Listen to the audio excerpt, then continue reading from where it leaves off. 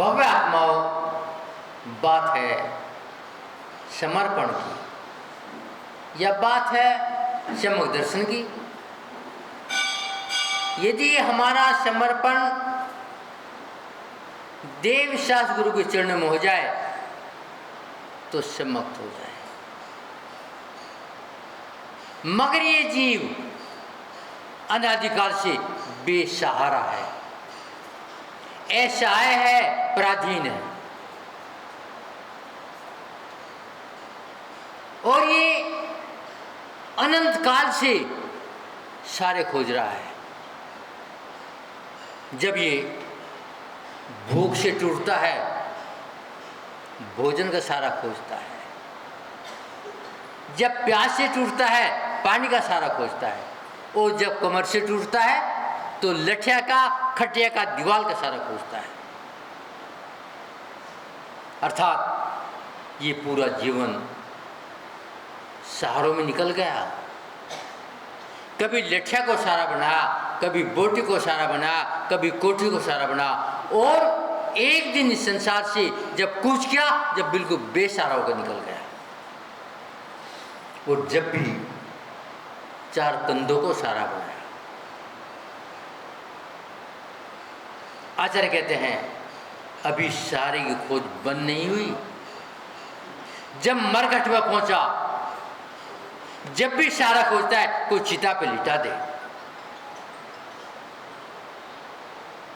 तो स्वामी महावीर ने कहा है इन छोटे मोटे सहारों से ये जीवन नहीं चलेगा।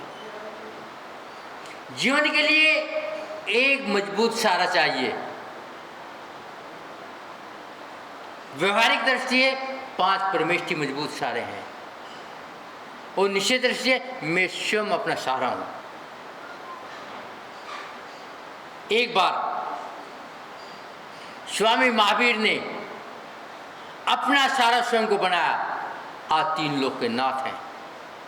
आज प्रजातंत्र का युग है।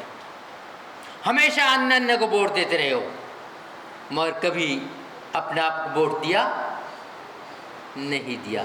जिस दिन अपने आप को अपनी वोट दे लोगे, उस दिन आप 3 लोक के मालिक बन जाओगे। मगर मैं अपनी शक्ति को भी जाना नहीं, और ना जानने के कारण नहीं जाने कहाँ का भटक रहा हूं।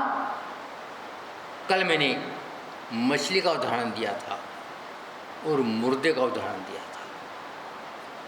जब एक तेज गति का जीव चेतना को पा सकता है, और हम तो मनुष्य गति के जीव हैं, फिर चेतना क्यों नहीं पाएंगे? पाएंगे, मगर चेतना जगाने के बाद पाएंगे। अब तक हमारी चेतना जागी नहीं है। जागी है मगर विपरीत दिशा में चल रही है, और विपरीत दिशा से बलते तो अपनी दिशा में आए, और अपनी दिशा में आना ही सम्यक दर्शन है। या अपनी दिशा में आना ही मोक्ष मार्ग है, या अपने आप को पाना ही चेतना को पाना है। मगर आज तक मेरी चेतना जागी नहीं है। कितनी जागी है? मंदिर आ गए, चावल चढ़ा दिए, भगवान के ऊपर 2 लुटिया पानी डाल दिया। इतना भी नहीं, मैं ज़्यादा डालूंगा, ज़्यादा पुण्य कमा लूंगा। यही मानसिकता है, क्योंकि अपने से बाहर है। वोट दूसरों को दिया है, कभी अपने आप को वोट नहीं दिया। आचार्य कहते हैं जब तक तेरा पुण्य कर्म है, तेरे महल का झंडा लहराता है, और जब पाप कर्म है, तेरा झंडा डंडे पर लिपट जाता है। अर्थात जब हवा सीधी चलती है, झंडा लहराता है। जब वही हवा अंधियाओं में पलट जाती है, झंडा लिपट जाता है। कभी चिंतन किया ये झंडा लहरा बंद क्यों है? हवा तो है। लिपटा क्यों? क्योंकि विपरीत दशा है। मात्र हमने मान लिया हम मंदिर आ गए, परमात्मा चरणों में चावल चढ़ा दिए, मस्तक झुका लिया, बाबा धोखा है। आचार्य कहते हैं मंदिर में आने वाले 3 प्रकार के व्यक्ति होते हैं। आप देखना हम कौन से प्रकार के व्यक्ति हैं। नदी बह रही है, लबालब पानी है, उसमें पाषाण की शिला पड़ी है, ऊपर नीचे तरमतर है, और शिला को बाहर निकाल के तोड़ा गया, एक बूंद पानी अंदर नहीं है। तो आचार्य कहते हैं कुछ व्यक्ति ऐसे मंदिर में आते हैं कि एक बूंद धर्म की नहीं लेते, और क्या करते हैं, जिस प्रकार की शिला पानी में पड़ी है पानी के दूध से बांट देती है, अर्थात समाज के टुकड़े टुकड़े कर देती है। तो विचार करो, हमारा मंदिर आना हुआ सार्थक है? मगर सब एक से नहीं होते। कुछ ऐसे भी होते हैं जब पानी को कपड़े में डालते हैं, कपड़ा पानी में डालने के बाद तरमतर, अंदर बाहर से गीला, मगर बाहर आने के बाद में हवा का, धूप का प्रभाव क्या करेगा, एक एक बूंद पानी निकाल देता है। अर्थात जब मंदिर में होते हैं धर्मात्मा होते हैं, जाप भी चलेगी, पूजा भी चलेगा, विधान भी चलेगा, आरती भी चलेगी, स्वाध्याय भी चलेगी, मगर जैसे ही घर में गए, घर के वातावरण में फंस गए। आज तक मंदिर को घर नहीं ले गए और हमेशा घर को मंदिर लेकर आ गए। तो विचार करो, कल्याण होगा? नहीं होगा। और तीसरे व्यक्ति के बारे में बात करो, शक्कर होती है, पानी में डलती है, अपना अस्तित्व खत्म। अब शक्कर पानी में दिखाई नहीं देगी, निकाल नहीं सकोगे, और पानी को मीठा कर देगी। एक एक कण मीठा है। ऐसे जब लोग मंदिर में आते हैं, वो ही धार्मिक कहलाते हैं, वो ही अपने अंदर झांकते हैं, वो ही आत्मा को परमात्मा बनाते हैं। हम देखें कौन से व्यक्ति हैं, पाषाण है, कपड़ा है या शक्कर है? जिस दिन हम शक्कर की श्रेणी में आ जाएंगे, उस दिन परमात्मा की श्रेणी में आने का पुरुषार्थ चालू हो जाएगा। मगर आज तो नाम की परंपरा है, पद की परंपरा है, प्रतिष्ठा की परंपरा है, माला की परंपरा है, तिलक की परंपरा है, और फटके की परंपरा है। तो विचार करो, इसमें शक्कर कैसे बने? शक्कर के लिए गन्नों को पीलना पड़ता है, और पीलने से काम नहीं होगा, पीलने के बाद में अग्नि में तपना पड़ेगा, और तपने से भी काम नहीं होगा। तपने के बाद में उसे लकड़ी के मुट्ठे की मार खानी पड़ेगी, उसके बाद में शक्कर बनेगी। मगर मैं शक्कर बनना चाहता हूँ। अच्छा कहते हैं नहीं, आप शक्कर नहीं जलेबी बन जाओगे, उसमें आर्टिफिशियल मिठाई है, ओरिजिनल नहीं है। और आपको यदि ओरिजिनल मीठा चाहिए तो गन्ना बनना पड़ेगा। गन्ने तो बन गए, क्योंकि आपने उत्तम कुल प्राप्त कर लिया। अब पीलना बाकी है। जब रस निकलेगा, कढ़ाई में तपेगा, वो फिर मार खाएगा तो शक्कर बन जाएगी, और शक्कर पानी में डलेगी तो शरबत बन जाएगा। तो बंधुओं, अभी हमें शक्कर बनना है, और शक्कर बन गई परमात्मा को शरण माना है। आपने दूध देखा है? सब देखते हैं, रोज देखते हैं। दूध में घी है, सब जानते हैं, मगर निकाल लो, नहीं निकलेगा। इसके लिए ग्वालियन की दृष्टि चाहिए। वो दूध निकालते ही हंडिया में रख देती है, और हंडिया काय में रखती है? काय में रखती है? तुनको की आग में।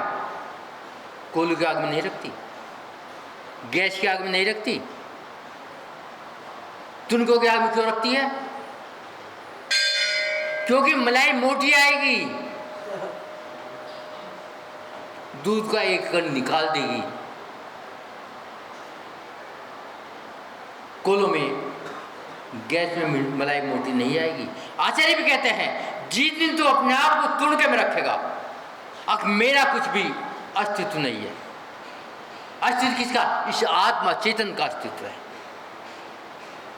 और इसे तपाना है। तो तुनको की आग में रख देना। जब तुनको की आग में, ना गर्मी है ना सर्दी है, अर्थात भेद विज्ञान है। और जब दूध तप जाएगा तो क्या होगा? जामन लगेगा।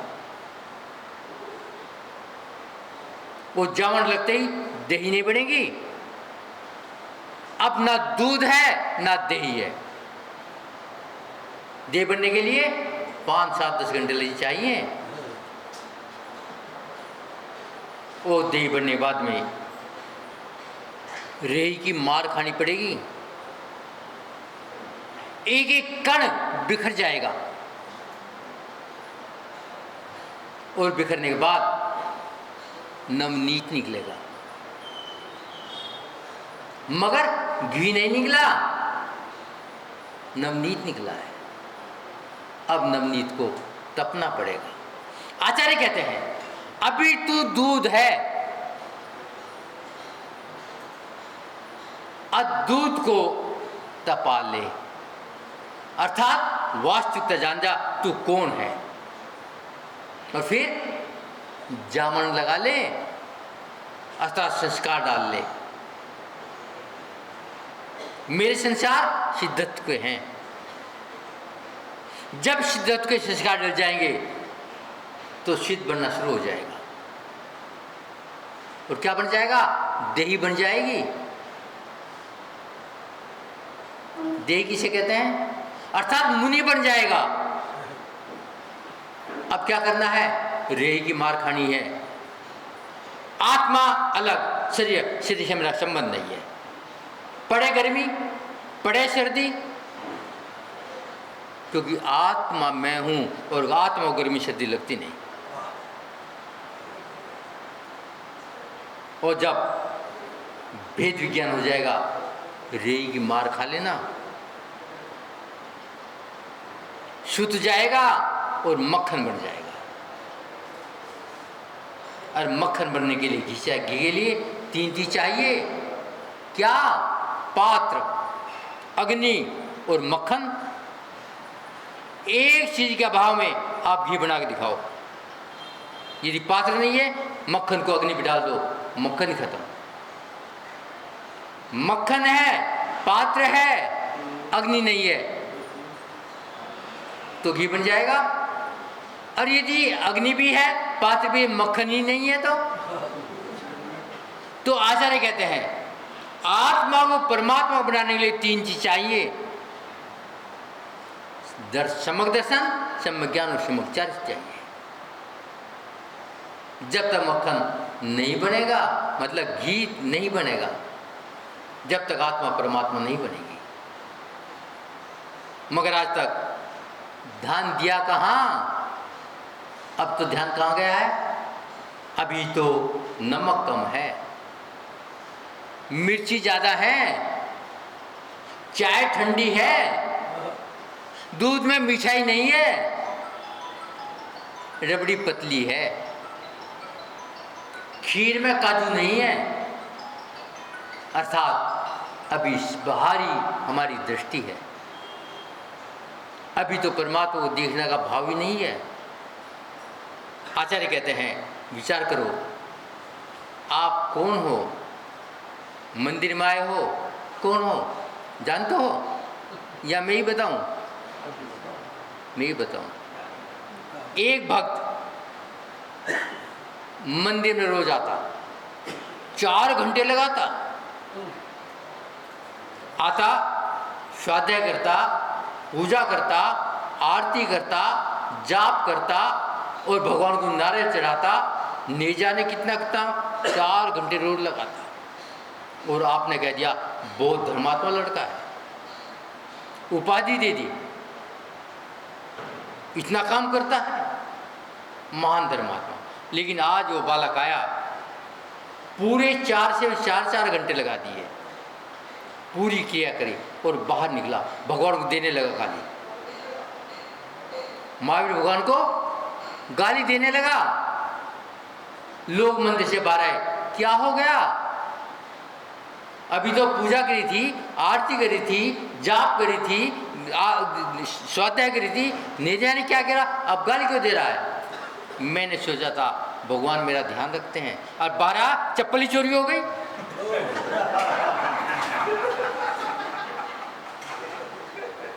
भगवान ने मेरी चप्पल का ध्यान नहीं रखा। अब आपकी बात नहीं बता रहा मैं तो पिछले काम की बात बता रहा हूं भैया। आचार्य कहते हैं भगवान 3 लोक के नाथ हैं और आपने चप्पल का चौकीदार बना दिया है, जो मोक्ष दे सकते हैं, अनंत सुख दे सकते हैं, अनंत वीर और बल दे सकते हैं।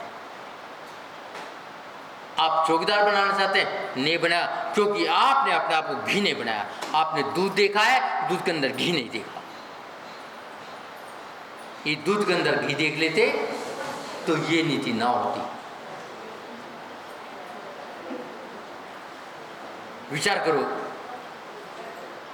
दूध में घी तो है, आप में परमात्मा तो है, मगर परमात्मा लाने के लिए या अपने को परमात्मा बनाने के लिए दूध को तपाना पड़ेगा और जामन लगाना पड़ेगा और मार खानी पड़ेगी। इसके लिए क्या करना पड़ेगा? कुछ नहीं, मामूली सा पुरुषार्थ करना, अपने को अपना और परे को पर जानना पड़ेगा। मगर मैंने आज तक पराये को अपना जाना है और अपने को भूल गया हूं। यही मार अनादिकाल से संसार में भटका रही है और मुझे अपने को खोजना है। अपने खोजने के लिए क्या करना पड़ेगा? आचार्य कहते हैं धोबी बनना पड़ेगा। मेरे अंदर परमात्मा है, लेकिन दर्पण पे धूल लगी है, और धूल में आकृति साफ दिखाई नहीं देगी। जब दर्पण की धूल हट जाएगी, आकृति साफ दिखाई देगी। और मेरे अंदर भी धूल लगी है, उस धूल को धोना है। आज तक शरीर धोया है, कपड़े धोए हैं, मंजन करा है, साबुन लगाया है, मगर अपने आप को नहीं धोया। अब समय आया है, अपने आप को धो लो। साधु कुछ नहीं करते, आपको धोने के लिए आते हैं। छोड़ो, जो दूसरे को धोता है वो शूद्र कहलाता है, जो अपने को धोता है वो साधु कहलाता है। दोनों धोबी, दोनों धोरे, मगर अंतर है, एक बाहर को धो रहा है, एक अंदर को धो रहा है। तो हमें भी अंदर को धोना है। अनादिकाल से बाहर को धोते आए हैं, तो विचार करो कब परमात्मा बनोगे? नहीं बन सकते। जिस दिन हम अपने आप को धोना प्रारंभ कर देंगे, उस दिन परमात्मा बन जाएंगे। आचार्य कहते हैं थोड़ा सा चिंतन करो, थोड़ी सी दृष्टि अपने में डालो कि वास्तव में मैं भगवान हूं, और जो ये भगवान बैठे हैं ये मेरे जैसे नहीं थे, सारे के सारे मेरे जैसे थे, बस इन्होंने धो लिया और भगवान बन गए। यदि मैं भी धो लूं, मैं भगवान बन जाऊंगा। अब ये दुख, ये सुख, ये परिवार कुछ भी मेरे लिए बाधा नहीं होगी, क्योंकि मैं स्वयं भगवान हूँ, सब मेरे पास आएंगे। मगर मैं भटक जाता हूँ और भगवान को भूल जाता हूँ। वो जहाँ भगवान नहीं है उनको भगवान मान लेता हूँ।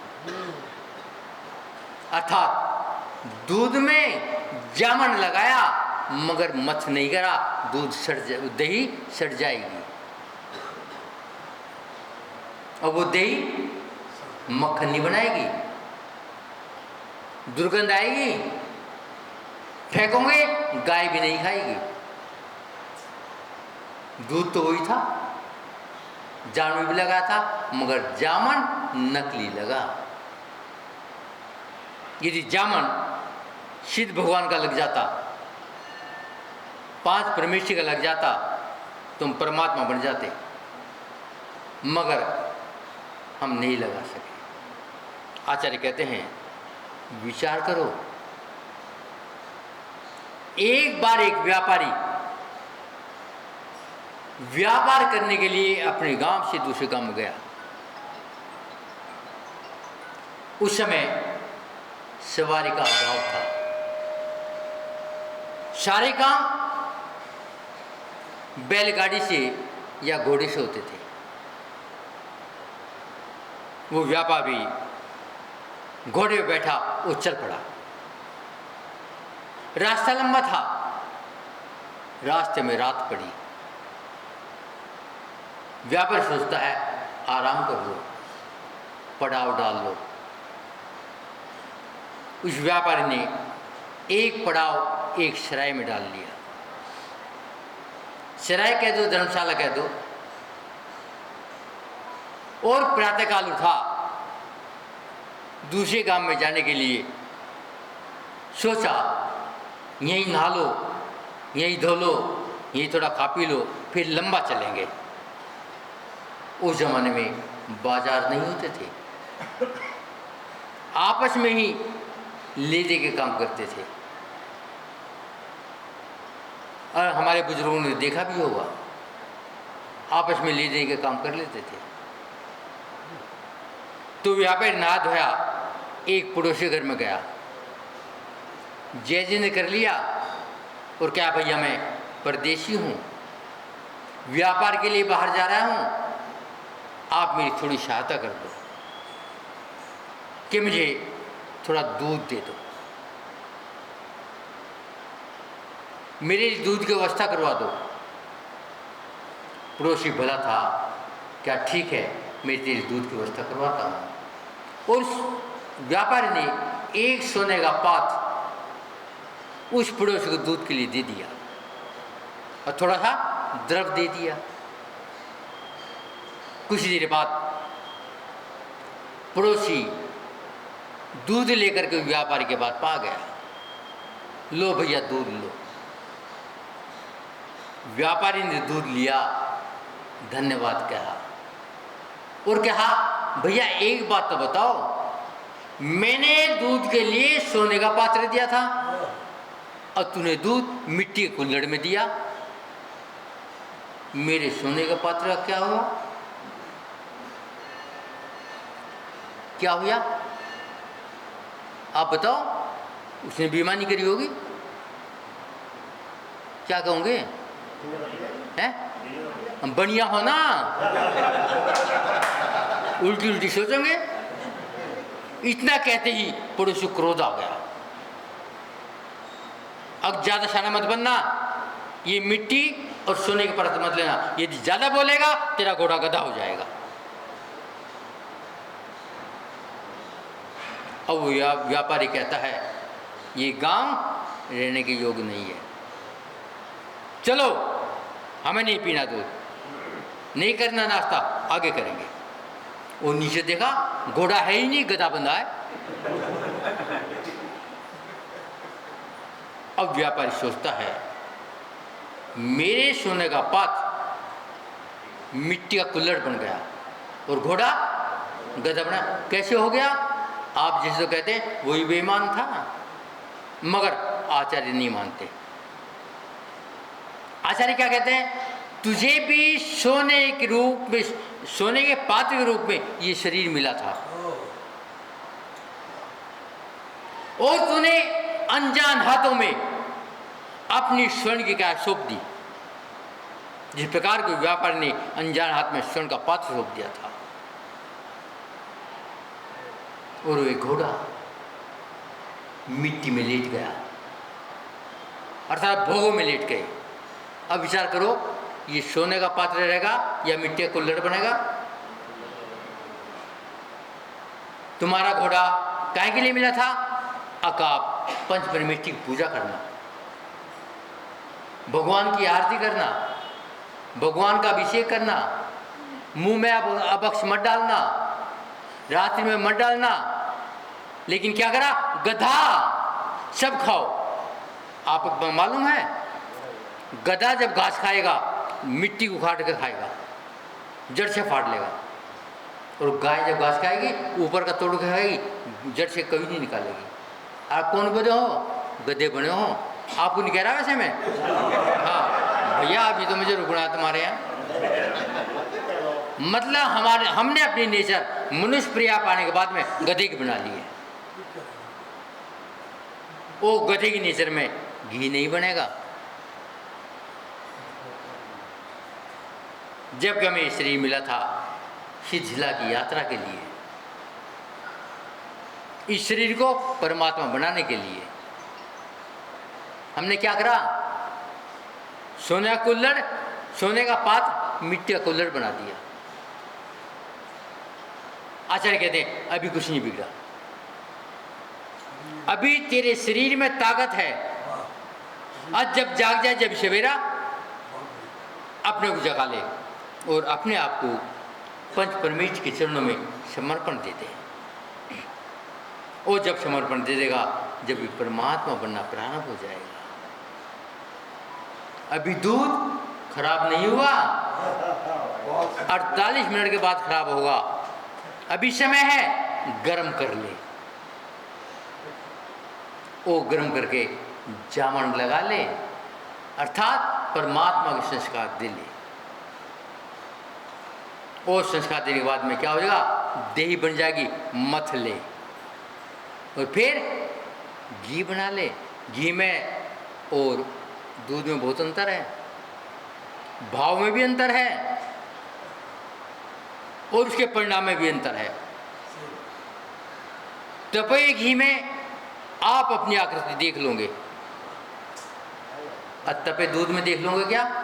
नहीं देख सकोगे। यदि आपको आरती करनी है, दूध में घी है, आप दूध भर लो, दीपक में आरती नहीं कर सकोगे। और घी भर लो तो आरती हो जाएगी। आचार्य कहते हैं घी में दूध में बहुत अंतर है। अभी आप कौन हो? दूध हो। हम कौन हैं? दही हैं। अभी मथ रहे हैं, मक्खन बनाना है, फिर तपा कर घी बना के सिद्धालय में जाना है। तो आचार्य कहते हैं सब बराबर है। हम भी दूध हैं, तुम भी दूध हो। हमारे दूध में जामन लग गया है, अत में दूध में जामन लगाना है। अंतर इतना ही है। और हमें जामन लगा के अपने आप को सिद्ध सदा तक पहुँचाना है। आपका समय आज ज़्यादा ले लिया, उसके लिए क्षमा प्रार्थी हैं। कोई बात नहीं, हम तो रोज़ ही मांगेंगे, क्यों? दिन में 3 बार मांगनी पड़ती है। कंपल्सरी आचार्य का आदेश है, सुबह, दोपहर, शाम। और किससे मांगते? एक इंद्री से, नालियों कीड़ों से, वनस्पति के पत्तों से, मिट्टी से, जल से माफी मांगते हैं।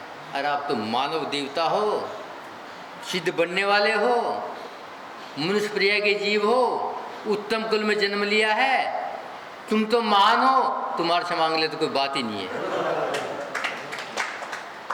तो मैं समय के अनुसार अपने बारे को यहाँ आराम देता हूँ।